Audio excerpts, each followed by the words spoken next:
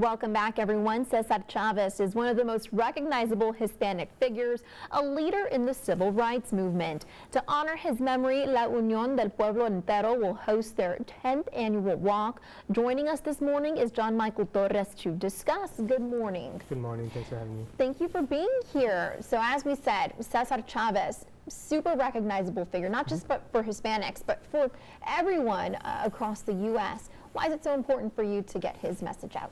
Well, Cesar Chavez was an inspirational figure in terms of farm workers, civil rights activists, Hispanics, and nowadays it's really people in all walks of life are taking inspiration from his work.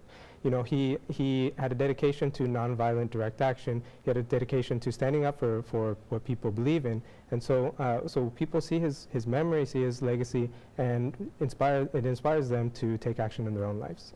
A lot of farm workers, migrant farm workers. I know my grandfather was one, and of course, lots of undocumented immigrants, especially along the Rio Grande and in the valley as well. So what kind of message are you trying to get out to the residents of the valley through this walk or march? Well, Cesar Chavez's legacy is very important for immigrant communities because his parents were immigrants. He was a migrant farm worker.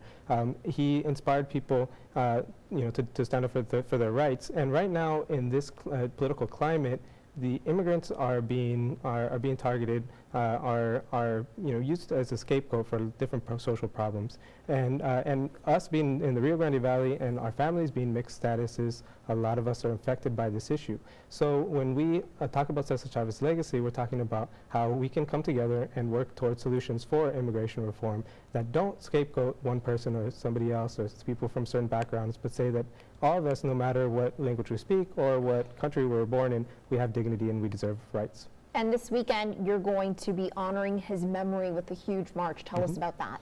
Well, we're going to be starting at 10 a.m. in San Juan at the Municipal Park. We're going to be walking to our San Juan office. It's going to be about a 2-mile march, and we're going to have we'll have music, we'll have games for the kids, we'll have food and drinks, and it'll be a lot of fun.